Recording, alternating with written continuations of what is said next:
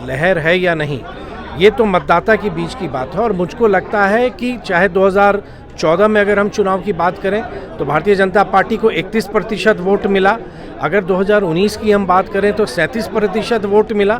तो आदरणीय प्रधानमंत्री नरेंद्र मोदी जी के प्रति विश्वास लगातार बढ़ता जा रहा है। और 2024 में आदरणीय प्रधानमंत्री जी के 10 वर्षों का ट्रैक रिकॉर्ड है, जो काम उन्होंने किया है, जो मोदी की गारंटी की बात होती है कि जो प्रॉमिसेस उन्होंने किया है उसको डिलीवर उन्होंने किया है, तो जनता को एक अटूट विश्वास है। और वो विश्वास वोट के माध्यम से जनता उसको प्रकट करेगी। जो 4 तारीख के नतीजे जब आएंगे वो सब सामने होगा। देशक चुनाव है और अही में देश के शासन और देश के बागडोर जनता किनका जिम्मा सौंपथिन ओकर चुनाव है। आदरणीय प्रधानमंत्री श्री नरेंद्र मोदी जी के विगत 10 वर्ष में और एक तुलनात्मक अध्ययन भ सके 2004 से 14 और 14 से 24 यूपी और एनडीए के शासन में। अगर हम संक्षेप में अगर कही तो विगत 10 वर्ष में आदरणीय प्रधानमंत्री जी के जिते कार्य भेलन है, जनता के संगे जो वादा केने रहे, जनता के संगे जो बात रखने रहथिन ओकरा पूरा केलखिन है। एक ट्रस्ट जे मोदी के गारंटी के जो चर्चा भ रहल छै कि मोदी जी अगर कहलखिन है या कही छथि ई काज पूरा होते। दोसर बहुत कम एहन होइ छै कि लोकतंत्र में अगला 20 साल 25 साल या यंग जनरेशन ले या आगू आवे वाला पीढ़ी ले एक रोड मैप बना के अपने काज कह रहे छी। 2047 के विकसित भारत के जे कल्पना छन आदरणीय प्रधानमंत्री जी के और काल्हि जे संकल्प पत्र जारी भेलै है ओहिमे ई बात स्पष्ट छै कि भारतीय जनता पार्टी के नेतृत्व में भारत के प्रगति ले एक वृहद कार्य योजना है। और विभिन्न क्षेत्र में अगर हम साइंस टेक्नोलॉजी के बात कह रहा छी, स्पेस टेक्नोलॉजी के बात कह रहा छी, तो हम अपन विरासतों के बात हम कह रहा छी। तो अपने देखबे कि पूरे भारत के एक विश्व बंधु के विश्व बंधु बने भारत वही ढंग से पूर्ण योजना पर प्रधानमंत्री काज कह रहा है।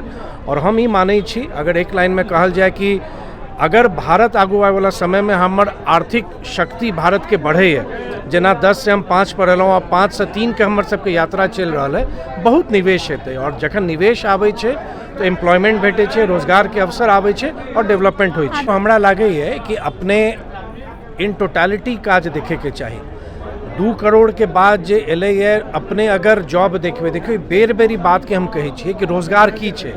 रोजगार अगर खाली सरकारी नौकरी यहाँ माने छिए तो 140 करोड़ के देश में अगर जहाँ हमर युवा के जनसंख्या अधिकांश है, सबके सरकारी नौकरी नहीं भेट सकैए।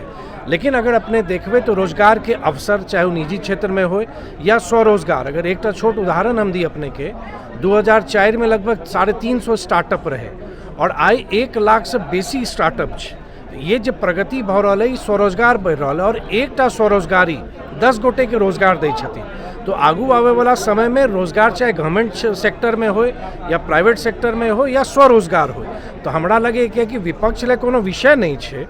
जे इंडिया के डेवलपमेंट भारत के जे प्रगति भेलै है 10 वर्ष में, अहाँ ओकर चर्चा नहीं कह रहल छिए।